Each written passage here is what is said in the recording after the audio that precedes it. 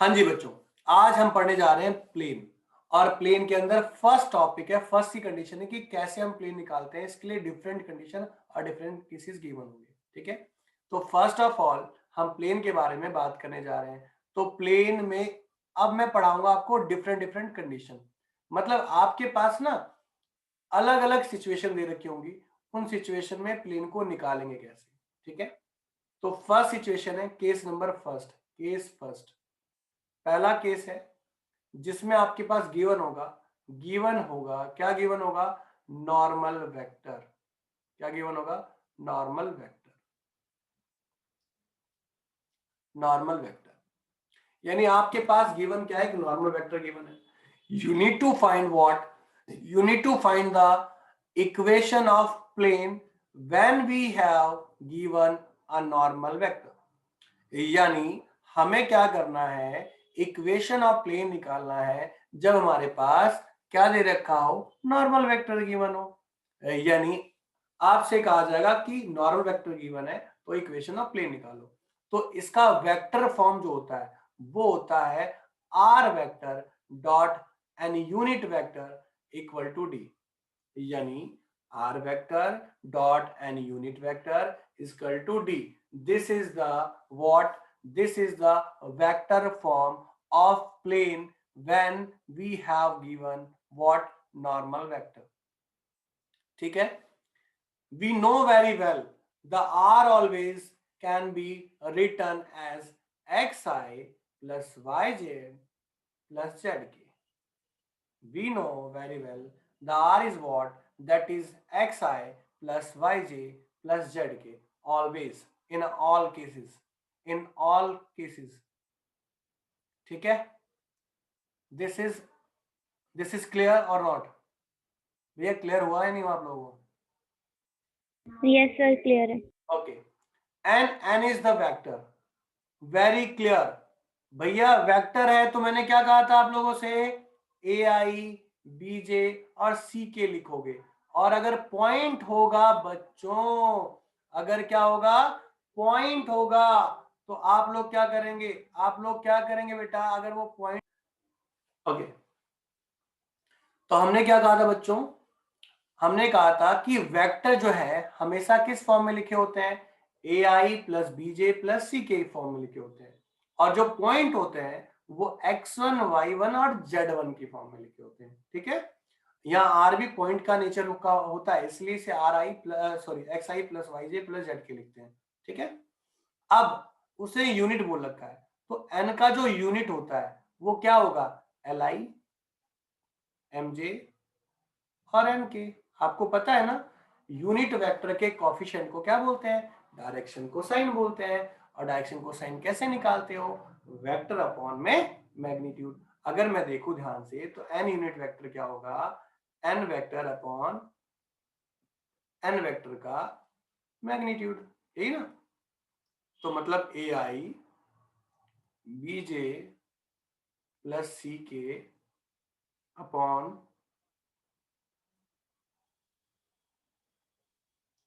Root A square B square N C square. ठीक है, यहां तक क्लियर है सभी को? अब आप डायग्राम है इसको रिप्रेजेंट करने के लिए। हाँ, ये प्रेजेंट करने के लिए, मतलब इतना वो नहीं है, आपको पता होना चाहिए। एल का ये होता है एम सिमिलरली बी अपॉन क्या हो जाएगा? A square plus B square plus C square हो जाएगा ना। और एन क्या हो जाएगा बेटा? एन हो जाएगा C upon root A square plus B square plus C square, है ना। मतलब ये बताने के लिए किया मैंने, बाकी नहीं। अब फॉर्मूले के हिसाब से r dot N unit vector equal to d है। तो आर क्या होगा? एक्स आई वाई जे और जेड के। और एन क्या होगा? L I M J N K equal to D. तो जो फाइनली कंडीशन आएगी वो क्या होगी? L X M Y plus N Z equal to D. ठीक है, क्या होगी? ये होगी। मैं आपको बता दूं कि क्वेश्चन की डिमांड के अकॉर्डिंग क्वेश्चन को ध्यान रखना। पहले तो ये आपकी जो फॉर्म है ये तो एक्चुअल में है ही है, ये आपकी जो फॉर्म है, ये आपकी जो फॉर्म है,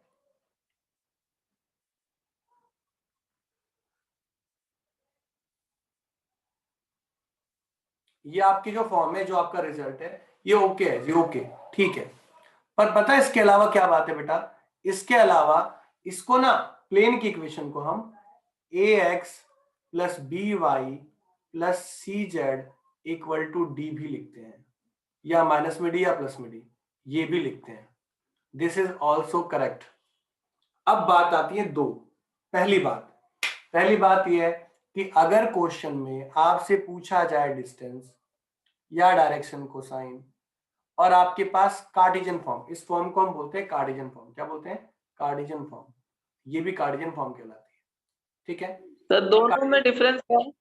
एकदम बताऊंगा, आ रहा हूं बेटा, आ रहा हूं। आपसे डिस्टेंस की डिमांड की जा रही है, तो उसके एक्चुअल फॉर्म, ये जो है वो एक्चुअल फॉर्म है, और ये है वो सिंपलेस्ट फॉर्म है। ये क्या है? एक्चुअल है, ठीक है, और ये क्या है? सिंपलेस्ट है। अब कैसे सर? तो मैं आपको एग्जांपल देता हूं और क्वेश्चन को क्लियर करवाता हूं, ठीक है।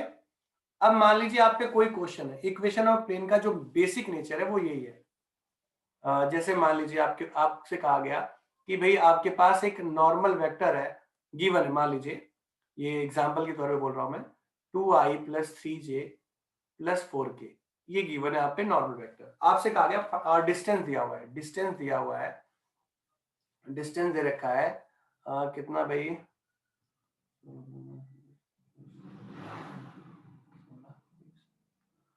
डिस्टेंस दे रखा है 5/√29। क्या दिया हुआ है? 5/√29। और कहता है find the equation of plane. हमसे क्या कहता है? Find the equation of plane. तो भाई find the equation of plane क्या होती है? r dot n unit vector equal to D, यही होता है ना। तो मैं r की जगह xi, yj और zk करूंगा, है ना, और n की जगह क्या करूंगा? 2i plus 3j plus 4k upon magnitude of this करूंगा, 4 प्लस 9 प्लस 16 बा इक्वल टू 5/√29। अगर आप देखो ध्यान से, अगर आप ध्यान से देखो तो ये वैल्यू इससे कट जाएगी, कट जाएगी ना। तो 2x plus 3y plus 4z equal to 5। ये समझ में आई बात? नहीं आई? अगर मैं इसको सीधा देखो, इस वाले फॉर्म को अगर मैं ऐसे लिखता 2/√29 x, 3/√29 y एंड 4/20, ये x की एक्चुअल फॉर्म है, इसे एक्चुअल इक्वेशन बोलेंगे। क्या बोलेंगे?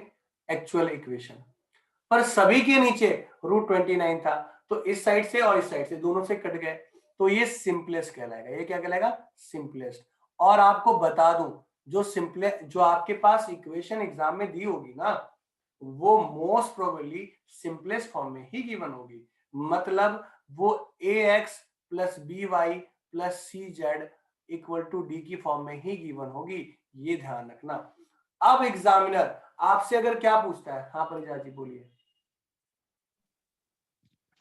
सर आपने जैसे कि बोला अभी डी ऊपर वाला जो फॉर्म होगा सर, इससे सिंप्लीफाई जो नहीं होगा, LMN वाला सर, सर वो भी इज इक्वल टू डी होगा, और सर ये भी इज इक्वल टू डी होगा। पर यहाँ पे तो सर वहाँ पे वो भी था ना, नीचे बेटा भी था। देखो, डी दो टाइप के होते हैं, ये तो सिंप्लीफाई करके डी एक कांस्टेंट वैल्यू आ गई, वो डी डिस्टेंस होगा। यानी मैंने कहा जब भी आपसे डिस्टेंस पूछा जाएगा ना, तो डिस्टेंस का नेचर क्या होगा? एक्चुअल नेचर होगा, ये नेचर होगा। ये डिस्टेंस नहीं होगा, ये डिस्टेंस नहीं कहेंगे, डी है ये डिस्टेंस नहीं है, डिस्टेंस ये है। डिस्टेंस 5/√29 है और डी 5 है। आई बात समझ में? ये सिंपलेस्ट फॉर्म है बेटा। मैंने कहा सर तो उसको भी सर डी से क्यों डिनोट करते हैं फिर? डी से डिनोट करते हैं ना भाई, डी क्या कांस्टेंट है, तो पी लिख ले बेटा, एल लिख ले। Okay sir. अगर एग्जामिनर आपसे बोलता है डिस्टेंस निकालिए और प्लेन की सिंपलेस्ट फॉर्म दी है, तो पहला काम होगा मैग्नीट्यूड से दोनों साइड डिवाइड करोगे और उसके बाद डी बताओगे। यानी जब आपसे डिस्टेंस पूछा जाए या डायरेक्शन कोसाइन पूछा जाए, तो आपको एक्चुअल फॉर्म का यूज करना पड़ेगा, यानी r dot n unit vector equal to d का यूज करना पड़ेगा। बट अगर आपसे वो कहता है इक्वेशन ऑफ प्लेन निकालो, तो equation of plane simplest form में लिखी जाती है, ये बात ध्यान रखना। इसलिए जो उसके दोनों साइड मैग्नीट्यूड होते हैं वो कट हो जाते हैं, काट दिए जाते हैं। इसीलिए कहा जाता है कि एक्चुअल फॉर्म अलग है, सिंपलेस्ट फॉर्म अलग है, और मैक्सिमम टाइम आपके बुक में या ऐसी फॉर्म में आपको एक्चुअल सिंपलेस्ट मिलेगा, एक्चुअल नहीं मिलेगा। एक्चुअल आपको बनाना होगा। आई बात समझ में या नहीं आई? प्लीज पूछिए। नेहा सर आ गया। एक बारी दोबारा बता दो। दोबारा बता देता हूं। दोबारा में क्या है बेटा, मैंने कहा दो टाइप से आपकी फॉर्म, ये इंपॉर्टेंट है, बहुत ध्यान से सुनना है आप लोगों ने। मैंने कहा ये जो हमारी फॉर्म है इक्वेशन ऑफ प्लेन, ये है हमारी इक्वेशन ऑफ प्लेन, ठीक है, ये इक्वेशन ऑफ प्लेन है, प्लेन, ये वेक्टर फॉर्म है और ये कार्टेशियन फॉर्म है। इन दोनों को ही हम प्लेन बोलते हैं, दोनों को ही प्लेन बोलते हैं।